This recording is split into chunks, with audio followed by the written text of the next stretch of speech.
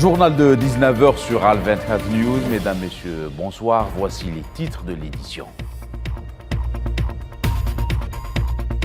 La première ministre britannique Liz Truss démissionne de son poste après seulement 44 jours passés au 10 Downing Street. Une première pour cette fonction en Grande-Bretagne. Le plafonnement des prix du gaz divise au sein des 27. Contrairement à l'Allemagne, la France et 14 autres pays y sont favorables.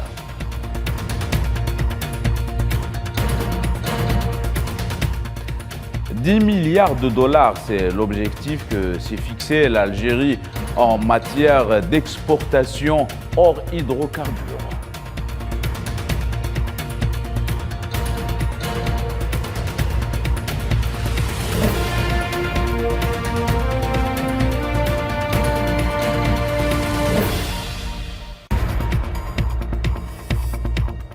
Voilà pour les titres. Bonsoir à tous. Alors, après à peine 6 semaines à la tête du gouvernement, la première ministre britannique Liz Truss est de nouveau apparue à Downing Street, mais cette fois-ci pour annoncer sa démission, alors qu'elle avait déclaré via son porte-parole de ne pas avoir l'intention de renoncer. Liz Truss restera comme la première ministre qui a passé le moins de temps au poste avec seulement 44 jours au pouvoir.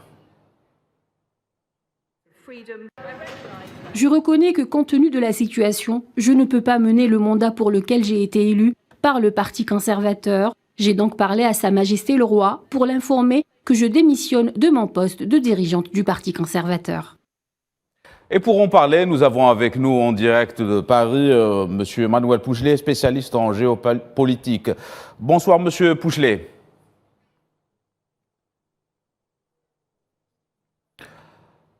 Crise de carburant en France, le mouvement va bien évidemment continuer après une réunion avec la CGT, la direction du syndicat de la raffinerie de Faizen en fin de journée.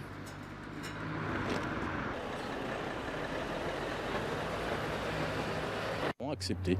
Donc je peux vous annoncer en primeur aujourd'hui que le mouvement sur la raffinerie de Faizen va bien évidemment continuer jusqu'à ce qu'on ait une autre réunion de négociation pour pouvoir continuer encore à avancer sur les choses. C'est quoi le point? On a attendu tout le matin pour pouvoir charger. Ouais, ça s'est bien passé. Je suis arrivé à 6h et je ressors sur 11h. Ouais. Voilà. Donc au lieu de faire 2 tours, on en fera qu'un. Ouais. Vous êtes attendu par qui? L'Autriche, l'inflation continue de grimper en flèche en Autriche, atteignant ainsi 10,5% au mois de septembre, le niveau le plus élevé depuis le mois de juillet 1952. C'est ce qu'a indiqué l'Office fédéral de statistique de l'Autriche. Le taux d'inflation du mois de septembre était supérieur à 1,2 points de pourcentage à celui enregistré au mois d'août et a dépassé les niveaux d'inflation élevés pendant la crise pétrolière des années 70.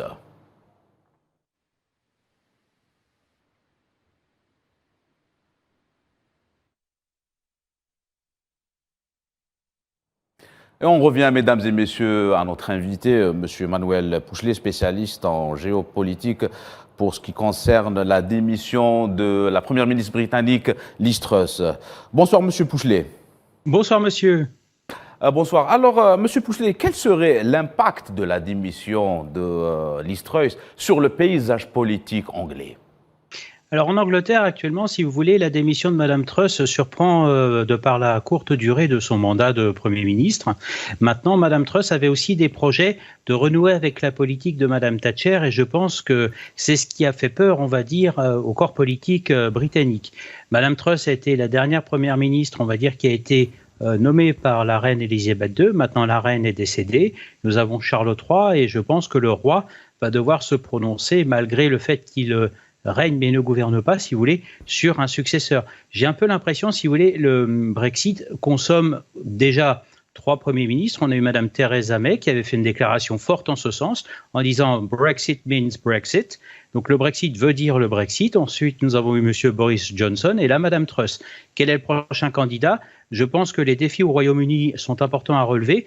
Maintenant, l'enjeu pour le successeur de Madame Truss va être considérable, puisque je rappelle que dans son adresse à la nation, le roi Charles III avait insisté sur le Commonwealth. Ce nouveau départ aura aussi un impact sur les relations avec le Commonwealth, où nous avions déjà eu quelques soubresauts de réorganisation en termes de régime et d'allégeance à Londres. Donc, si vous voulez, sur le plan politique, le bipartisme et le bicaméralisme britannique vont être conservés. Maintenant, je pense qu'ils vont devoir, si vous voulez, trouver un successeur à Madame Truss qui soit peut-être plus âgé, parce que Madame Truss n'avait que 47 ans, qui soit en mesure de relever les défis qui sont nombreux au Royaume-Uni. Justement, excusez-moi. Monsieur Pouchelet, pardon de vous interrompre. En ce qui concerne le successeur, quels seront les défis du prochain successeur, notamment pour ce qui est de la conjoncture économique et bien sûr la conjoncture internationale, le conflit russo-ukrainien? Je pense qu'il va falloir, si vous voulez, que les Britanniques nomment une personne avec beaucoup de charisme, qui soit vigilant sur la transmission des dossiers, vous l'avez mentionné vous-même, monsieur, avec l'Ukraine, et face à une posture qui soit aussi britannique par rapport à monsieur Poutine, parce que bien entendu, tout est animé par les Américains, mais je pense que les Britanniques ont également une approche différente des Américains et des Européens. Et ensuite, les défis pour les Britanniques, ça va être de passer l'hiver. Et je pense que le futur Premier ministre britannique va devoir, comme l'avait fait Mme Truss, geler les tarifs sur l'électricité ou le gaz, où l'on annonce qu'un Britannique sur 5, quasiment, ne sera pas en mesure de pouvoir se chauffer correctement. Donc, si vous voulez, le défi social à relever risque peut-être aussi de priver le Royaume-Uni d'une posture à l'international qui est pour l'instant dominée face à la crise ukrainienne en Europe, mais aussi rattrapée surtout par une crise politique intérieure, ne serait-ce qu'au niveau des partis en Grande-Bretagne, mais surtout cette crise économique qui, pour l'instant, risque de faire de nombreux ravages. En parlant de la conjoncture économique, M. Pouchelet, il y a la crise énergétique. Peut-on attendre un consensus entre les Britanniques et les Européens, en dépit de la sortie de la Grande-Bretagne de l'Union européenne?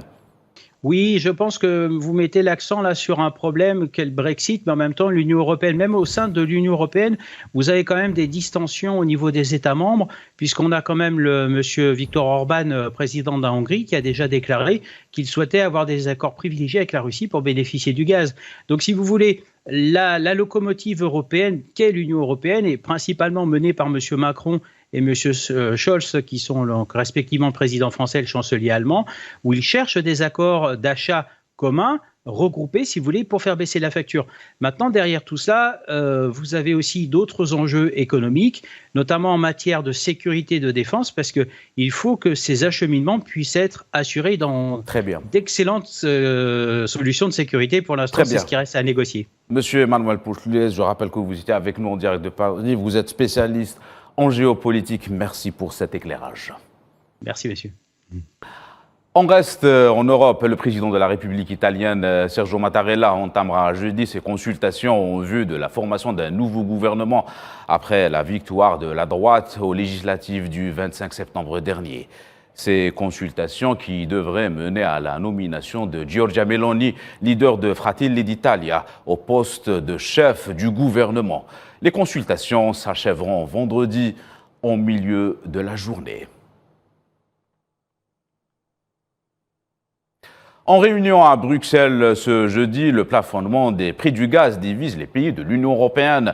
La France et 14 autres pays de l'Union européenne veulent plafonner le prix du gaz qui arrive dans l'espace européen. Cette proposition déplaît à l'Allemagne et à la Commission européenne qui craignent une pénurie de gaz pour le vieux continent. Un prix plafonné par l'Union européenne comporte toutefois le risque que les producteurs vendent ensuite leur gaz ailleurs et que nous, les Européens, nous retrouvions avec moins de gaz au lieu de plus. C'est pourquoi l'Union européenne doit se coordonner étroitement avec d'autres consommateurs de gaz, comme par exemple le Japon et la Corée, afin de ne pas se concurrencer les uns les autres. De son côté, le président français Emmanuel Macron a souligné l'importance de planifier les prix du gaz et de l'électricité. Chacun d'abord sur le plan national fait les choses. Je pense que c'est toujours mieux de se consulter, de se coordonner. Après, je pense que nous avons besoin, Allemagne et France, de renforcer la souveraineté européenne.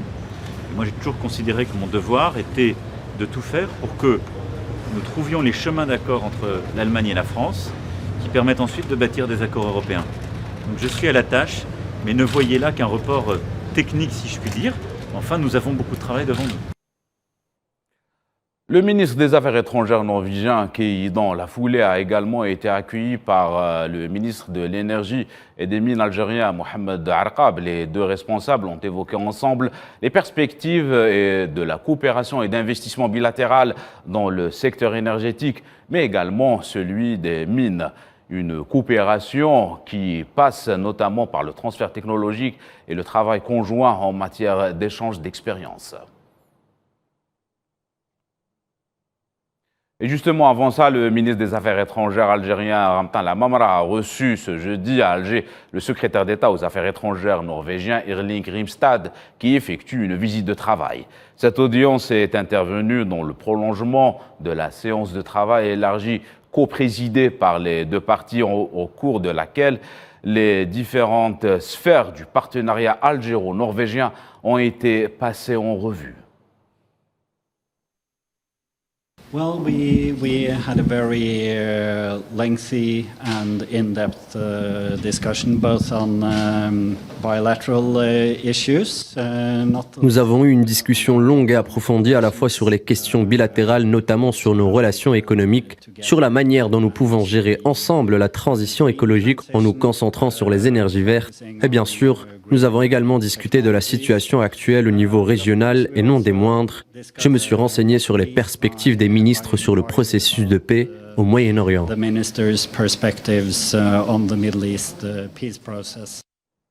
Nous vous le disions en titre, 10 milliards de dollars d'exportation hors hydrocarbures, l'objectif à atteindre avant fin 2023. Le Premier ministre algérien l'a annoncé ce jeudi à l'ouverture des travaux du Forum de l'export à Alger.